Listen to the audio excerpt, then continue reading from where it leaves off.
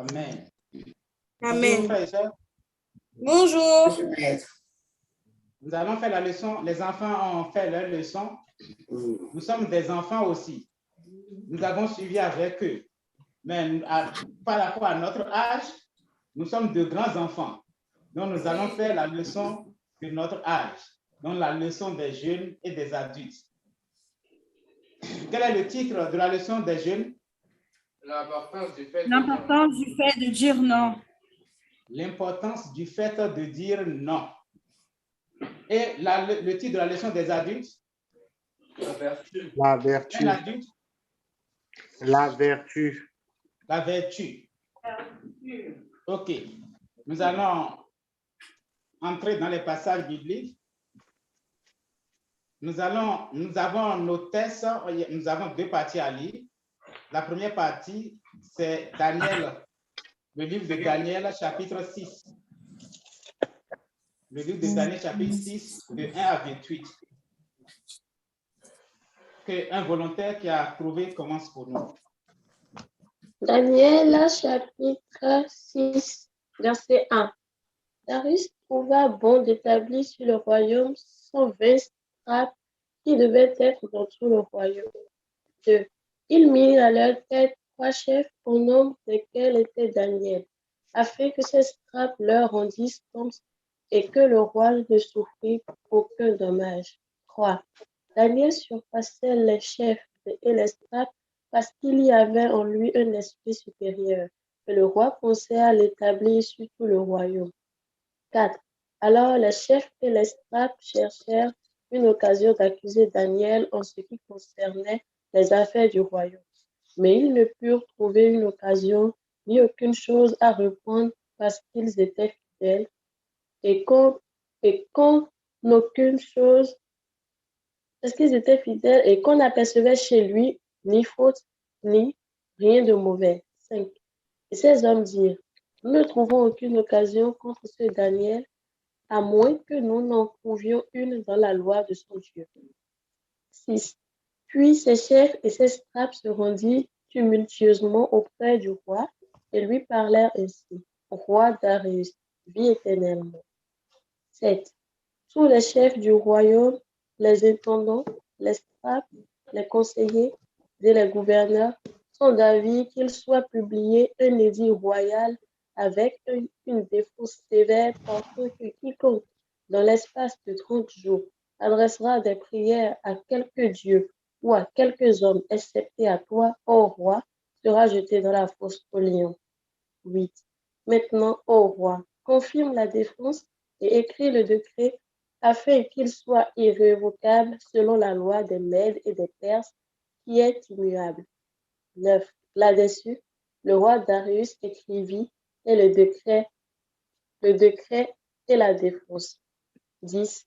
Lorsque Daniel sut que le décret était écrit, il se retira dans sa maison où les fenêtres de la chambre supérieure étaient ouvertes dans la direction de Jérusalem et 3 fois le jour, il se mettait à genoux, il priait et il louait son Dieu comme il le faisait auparavant. 11. Alors, ces hommes entrèrent tumultueusement et ils trouvèrent Daniel qui priait et invoquait son Dieu. 12. Puis ils se présentèrent devant le roi et lui dirent au sujet de la défense royale. N'as-tu pas écrit une défense portant quiconque, dans l'espace de 30 jours, adresserait des prières à quelque dieu ou à quelques hommes, excepté à toi, ô roi, serait jeté dans la fosse aux lions? Le roi répondit, la chose est certaine, selon la loi des Mèdes et des Perses, qui est immuable. 13. Ils prirent de nouveau la parole et dirent au roi, Daniel, l'un des captifs de Juda, n'a tenu aucun compte de toi, ô roi, ni de la défense que tu as écrite, et il fait sa prière 3 fois le jour. 14. Le roi fut très affligé quand il entendit cela. Il prit à cœur de délivrer Daniel, et jusqu'au coucher du soleil, il s'efforça de le sauver. 15. Mais ces hommes insistèrent. 15. Quelqu'un d'autre. 15. 16. Mais ces hommes insistèrent auprès du roi. Un adulte. Mais Oui, Mais Oui, la ces tête hommes utile. insistèrent auprès du roi et lui dirent, sache, ô roi, que la loi des Mèdes et des Perses exige que toute défense ou tout décret confirmé par le roi soit irrévocable. 16. Alors le roi donna l'ordre qu'on amena Daniel et qu'on le jeta dans la fosse aux lions. Le roi prit la parole et dit à Daniel, puisse ton Dieu que tu sers avec persévérance te délivrer. 17. On apporta une pierre et on la mit sur l'ouverture de la fosse. Le roi la scella et son anneau et de l'anneau de ses grands, afin que rien ne fût changé à l'égard de Daniel. 18. Le roi se rendit ensuite dans son palais. Il passa la nuit à jeun. Il ne fit point venir de concubine auprès de lui, et il ne put se livrer au sommeil. 19. Le roi se leva au point du jour avec l'aurore et il alla précipitamment à la fosse aux lions. 20. En s'approchant de la fosse. Merci. Oui. 20. Merci. Merci. 20. La sœur Kézia, elle veut nous faire plaisir.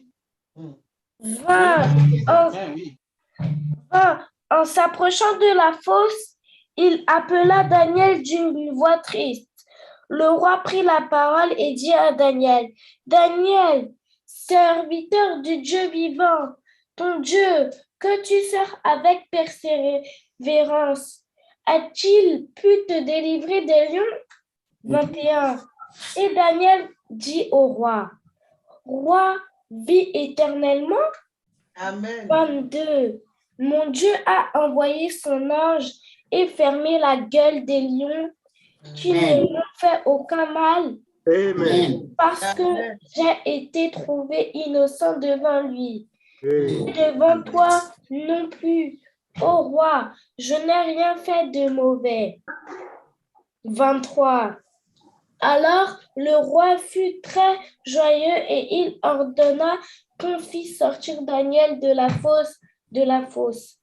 Daniel fut retiré de la fosse et on ne trouva sur lui aucune blessure parce qu'il avait eu confiance en son Dieu. 24. Le roi ordonna que ces hommes qui avaient accusé Daniel fussent emmenés et jetés dans la fosse aux lions, eux, leurs enfants et leurs femmes, et avant qu'ils fussent parvenus au fond de la fosse, les lions les saisirent et brisèrent tous leurs os. 25. Après cela, le roi Darius écrivit à tous les peuples, à toutes les nations, aux hommes de toutes langues qui habitaient sur toute la terre. Que la paix vous soit donnée avec abondance. 26. J'ordonne que dans toute l'étendue de mon royaume, on ait de la crainte et de la frayeur pour le Dieu de Daniel. Car il est le Dieu vivant et il subsiste éternellement. Son royaume ne sera jamais détruit et sa domination durera jusqu'à la fin. Amen. 27. C'est lui qui délivre et qui sauve, qui opère des signes et des prodiges dans les cieux et sur la terre. C'est lui qui a délivré Daniel de la puissance des lions. 28.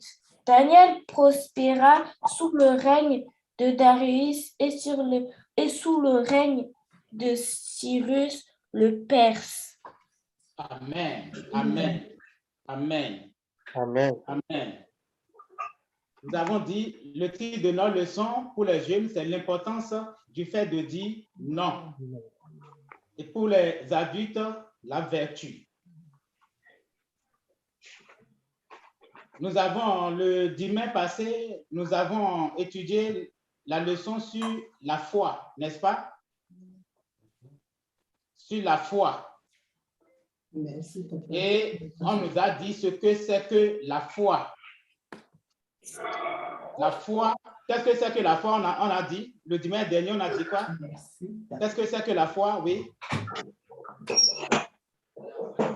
On a dit que la foi est une ferme assurance des choses qu'on espère. Mais, merci. On nous a dit la foi est une ferme assurance des choses qu'on Merci, espère. papa, tu m'as sauvé, je t'aime. Pardon? Que la foi est une ferme assurance des choses qu'on espère.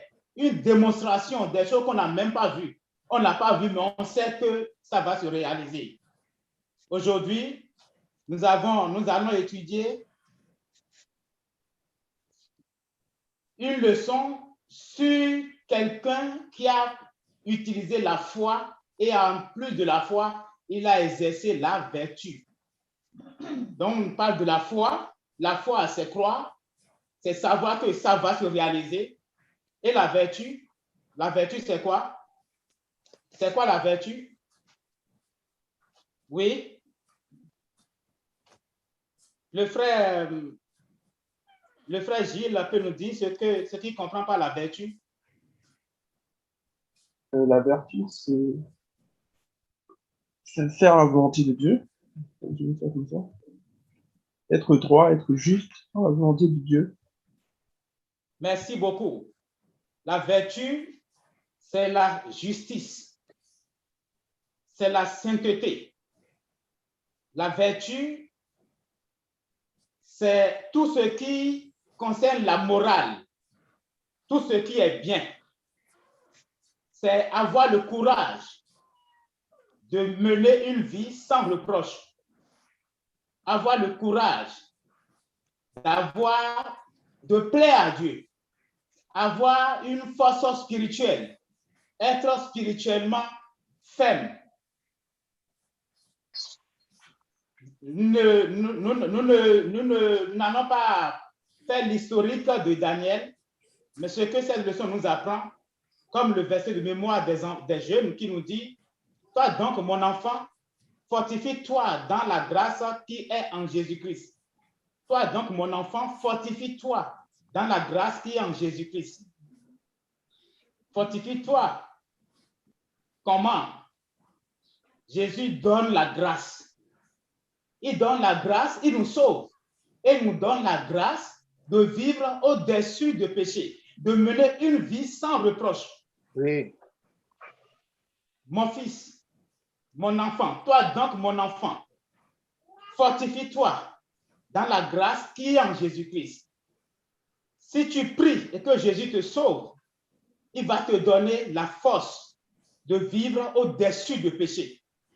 Tu lui demandes la grâce, il fait grâce. C'est une faveur qui t'accorde de mener une vie irréprochable devant Dieu et devant les hommes. Une vie sans péché.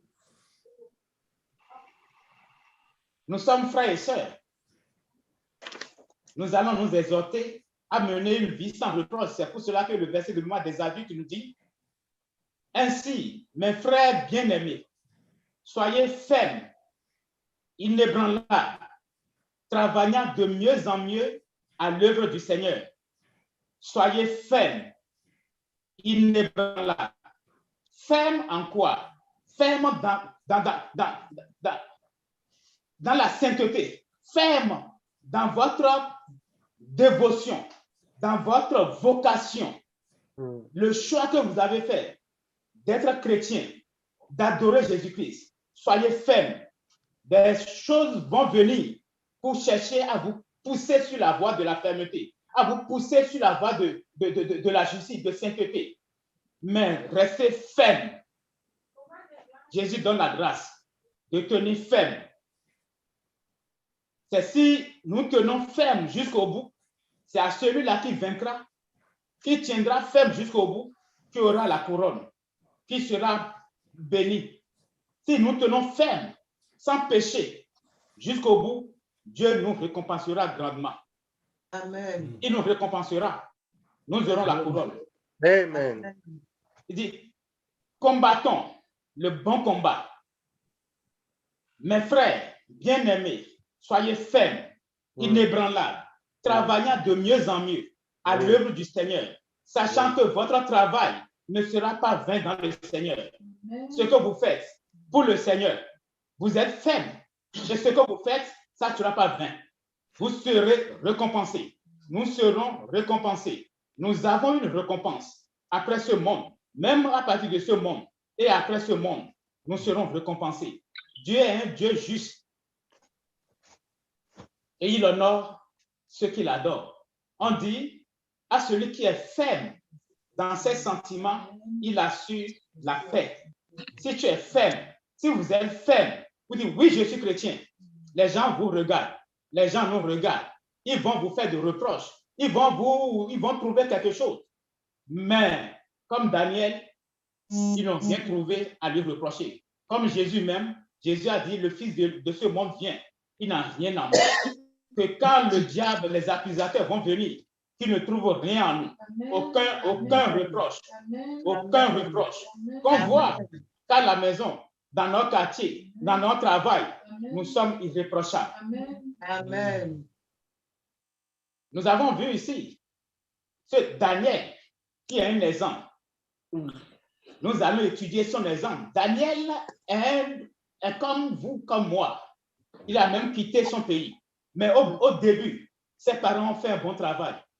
Ses parents lui ont inculqué la parole de Dieu. Ils ont fait leur devoir de lui apprendre la parole de Dieu. Ils l'ont poussé à chercher Dieu. Et il avait obtenu Dieu avant de quitter Israël, avant d'aller en déportation, avant d'aller en esclavage. Mais quand il est arrivé en esclavage, il n'a pas dit, maintenant je suis à l'étranger. Oh, mes parents ne me voient pas. Je peux faire ce que je veux. Que nous, les parents, le Seigneur Jésus nous aide à faire nos devoirs, à appliquer la parole à nos enfants, afin que quand ils seront loin, quand nous ne serons plus là, peu importe là où ils seront, qu'ils soient faibles, qu'ils soient enfants de Dieu, que ce qu'ils ont appris demeure en eux. Parce que c'est le meilleur héritage qu'on peut leur laisser. Daniel, quand il quittait Israël pour aller en esclavage, il n'a pas pris des milliards. Il n'est pas parti avec sa maison. Il n'est pas parti avec ses voitures. Mais il est parti avec le grand trésor. Il est parti avec le salut. Car, la leçon nous a dit, en lui, il y a un grand esprit. Un grand esprit. Qu'est-ce que ça veut dire? Ce grand esprit qui est en lui. Quand est-ce qu'il a eu ce grand esprit? Oui. C'est la parole de Dieu. Oui, comment il a reçu? Il a reçu par ses parents. En priant lui-même, en se consacrant lui-même et en donnant sa vie à Dieu, il a choisi de suivre Dieu. Ah oui. Merci. Daniel, il a été sauvé. Ses péchés lui ont été pardonnés. Il est devenu une nouvelle créature. Yes. Il a obtenu un nouveau esprit. Un nouvel esprit. L'esprit de Dieu habitait en lui. Et quand Dieu habite en toi, tu as un grand esprit. Alléluia. Dieu habite en toi. Si tu es sauvé, si tu es enfant de Dieu, tu es grand. Oui. Tu as un grand esprit en toi. Tu n'es plus n'importe qui. Parce que Dieu vit en toi. Que le Seigneur Jésus vit en toi. Désire d'avoir un grand esprit. Désire d'avoir le salut. Si tu as le salut, c'est que tu as Dieu en toi. Daniel est parti en esclavage, mais il n'est plus seul. Il était avec Dieu. Dieu était pour lui. Daniel, en esclavage à l'étranger, il n'a pas dit, comme je l'ai dit tout à l'heure, mais personne ne me voit, je peux faire ce que je veux. Non. Daniel, on peut dire, mais c'est parce qu'il n'avait rien qui s'est accroché à Dieu pour que Dieu l'aide. On a vu que dans le dénuement, comme dans l'abondance, il est demeuré ferme. Amen. Daniel, au début, quand on les a même choisis pour aller, pour vivre dans la maison du roi, d'abord, ce qui prouve qu'il a un grand esprit, il ne voulait pas se souiller. Il savait là d'où vient sa force. Il a dit non, je ne vais pas me souiller avec le mets du roi. Et il ne s'est pas souillé. Il a dit non, il ne va pas pécher. Mais quand il est devenu encore, quand il est resté ferme, quand après le roi a fait un rêve, Dieu lui a révélé le rêve. Pourquoi Dieu lui a révélé le rêve? Parce que Dieu est en lui. Le salut qu'il a là est demeure en lui. Amen. Il était parti. Dieu ne lui révélerait pas le rêve. Mais Dieu lui a révélé le rêve. Parce qu'il est devenu ferme. Demeurons fermes et Dieu nous bénira. Amen. Ainsi, mes frères bien-aimés, soyez fermes, inébranlables, travaillant de mieux en mieux à l'œuvre du Seigneur. Nous travaillons de mieux en mieux à l'œuvre du Seigneur. Ce n'est pas pour Dieu qu'on travaille. On travaille pour Dieu, mais c'est pour notre bien. C'est nous-mêmes qu'on construit. Que le Seigneur Jésus nous aide. Amen. Amen. Amen. Amen. L'important du fait de dire non. Nous avons vu Daniel, il a commencé et il a grandi. Maintenant, Dieu l'a béni. On nous a dit il a passé au moins pendant 70 ans qu'il a passé. Est-ce qu'on a vu un moment où il a été dans le dénouement? Non. Dieu l'a toujours élevé. Dieu l'a toujours élevé. Il a été élevé sous au moins 3 rois. Amen. Et ce dernier roi qui est venu maintenant a vu, malgré que maintenant c'était sous quel roi? Sous le roi Darius. Donc 2 rois, Nebuchadnezzar était passé. Et son fils est passé aussi. Mais quand l'étranger est venu, ils ont vu. Si tu es pour Dieu, Dieu mettra ton amour dans le cœur de ceux qui t'entourent et ils vont te faire du bien. Ouais. Darius a vu, il a dit, mais nous ne pouvons pas nous passer de cet homme. Il a quelque chose, il va nous aider. Amen. Si tu es faible, Dieu va mettre ton amour dans le cœur de ceux qui t'entourent. Et vont dire, ils peuvent se passer de toi. Ils auront besoin de toi. C'est ce que Dieu fait. Que le nom de Dieu soit loué. Amen. Daniel, nous avons vu, il n'a pas simplement, il n'est pas un simple serviteur. Il est un serviteur de Dieu et il le prouve. Et Dieu l'utilise. Dieu l'utilise, on nous a dit, c'est aussi un prophète. Nous avons vu son livre. Tout ce qui se passe et tout ce qui se passera, Dieu le lui a révélé et il en a parlé. On nous a dit, comment vous pouvez expliquer le fait que Daniel déclare qu'il y a en lui un esprit supérieur? Comment vous pouvez expliquer le fait que c'est ça là qui l'a aidé jusqu'ici? Je l'ai déjà développé, mais donnez-moi encore votre compréhension de cela. Que c'est grâce à cet esprit supérieur qui est en lui qu'il est resté ferme jusqu'à notre leçon d'aujourd'hui.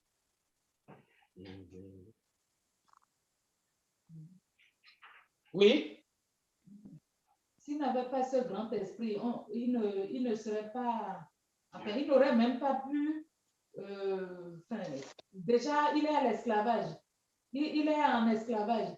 Il aurait pu se soumettre et manger les mets du roi. Il a eu confiance en Dieu.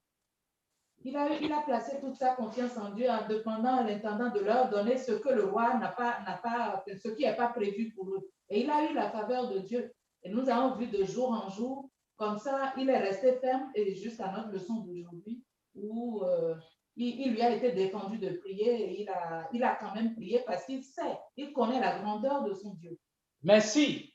Quand on l'a amené devant Nebuchadnezzar, pour que Nebuchadnezzar puisse les tester, il a vu qu'ils ont, les 3 enfants, Hébreu et Daniel, ils ont plus d'intelligence supérieure 10 fois. La sagesse 10 fois que les autres.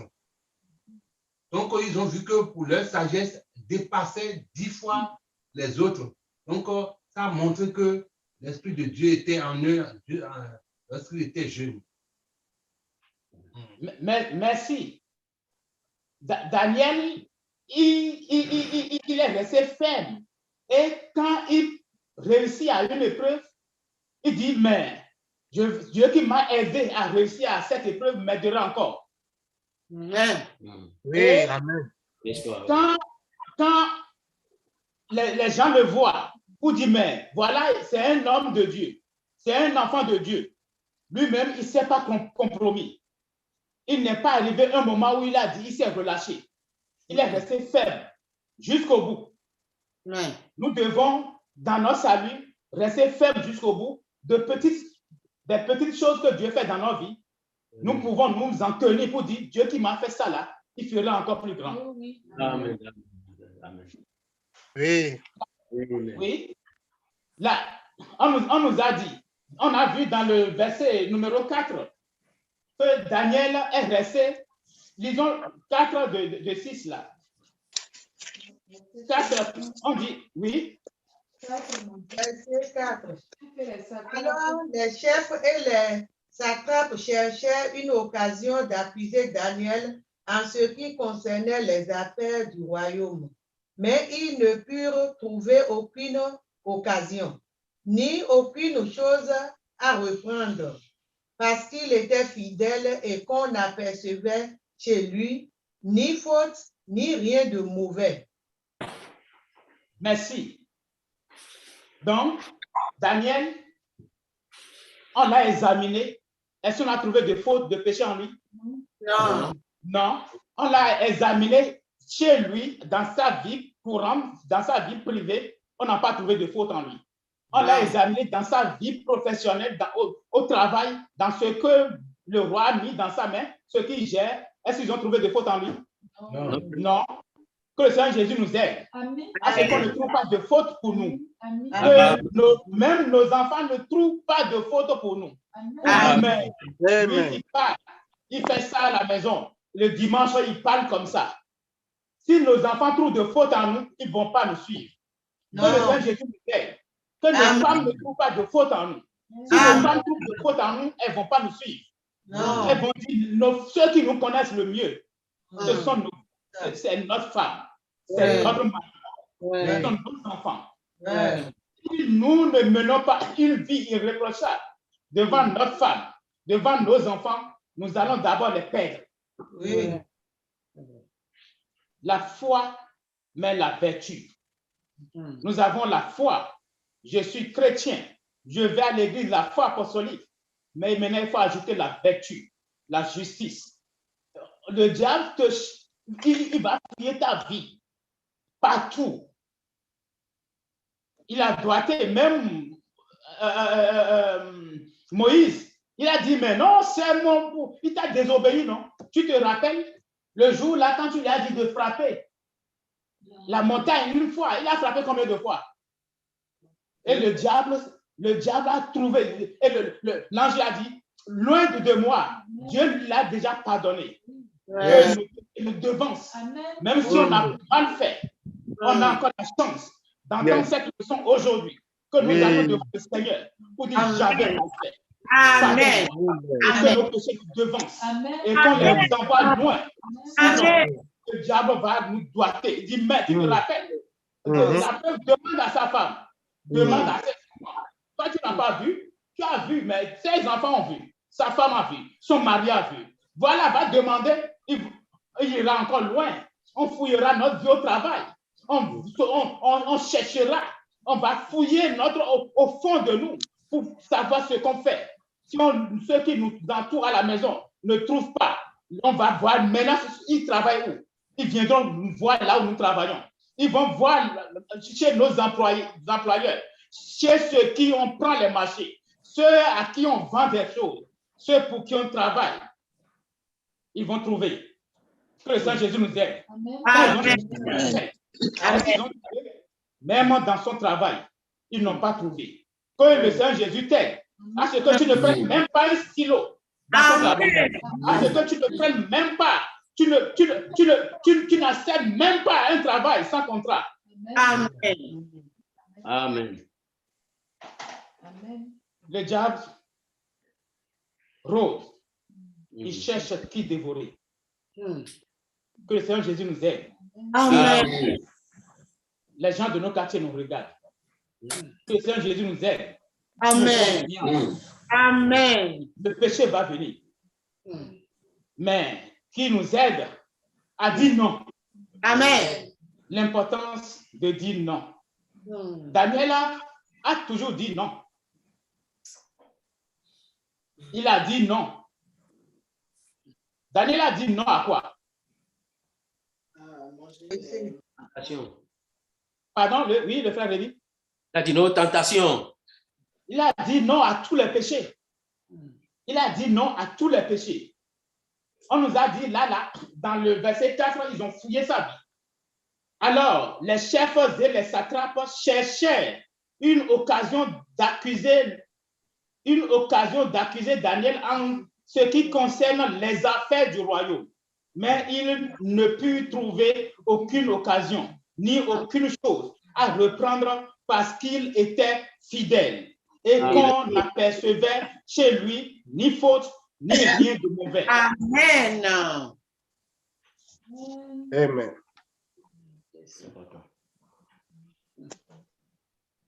La question 3 nous dit, la question 4 nous dit, Daniel a maintenu sa force spirituelle bien que cela signifiait une mort possible. Dieu s'attend-il à ce que les chrétiens d'aujourd'hui atteignent de tels extrêmes? Oui. Est-ce que Dieu s'attend? Oui. Oui. Il attend, oui, à ce que nous atteignons le niveau extrême pour pouvoir gagner le ciel. Merci. Dieu ne fait pas exception de personne. Non. Nous avons vu, on a cité dans cette leçon, Ézéchiel, il a dit, mais Ézéchiel a cité combien de personnes? On nous a cité combien de personnes dans le livre d'Ézéchiel? 3 personnes. Oui. Qui est qui? Oui, Daniel, Moïse. Oui. Ouvrons alors notre livre Ézéchiel.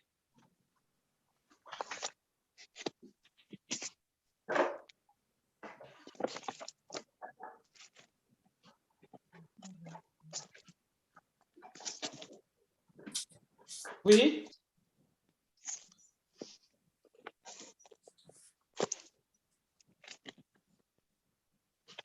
Oui, vous avez, oui, que celui qui trouve lise.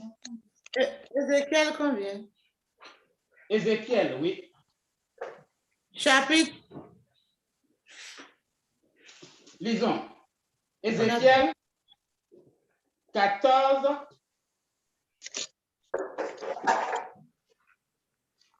Oui. Verset, du premier verset? Non. Lisons Ézéchiel chapitre 14, verset 16 d'abord. Verset 16. Et qu'il y eut au milieu de lui ces 3 hommes, je suis vivant, dit le Seigneur, l'Éternel. Ils ne sauveraient ni fils ni fille. Eux seuls seraient sauvés et le pays deviendra un désert. 14. 14. Et qu'il y eut au milieu de lui ces 3 hommes, Noé, Daniel et Job. Ils sauveraient leur âme par leur justice, dit le Seigneur l'Éternel. Merci. On a vu ces 3 hommes-là ont tenu ferme. Oui. Ils sont irréprochables en leur temps, sans péché. Et puis s'ils ont tenu ferme, puis s'ils sont irréprochables, Dieu ne les a pas abandonnés. Il a dit, même si nous sommes comme Daniel, nous sommes comme Noé, est-ce que c'est notre justice va sauver nos enfants? Non. Notre justice va sauver notre femme? Non plus. Notre justice va sauver notre mari? Non. Oui, non. Il a dit, c'est seulement ceux-là qui seront sauvés par leur justice. Oui. Donc, chacun doit être comme Daniel. Chacun doit être comme Noé. Chacun doit s'efforcer pour plaire à Dieu. La justice de quelqu'un ne se verra pas quelqu'un d'autre.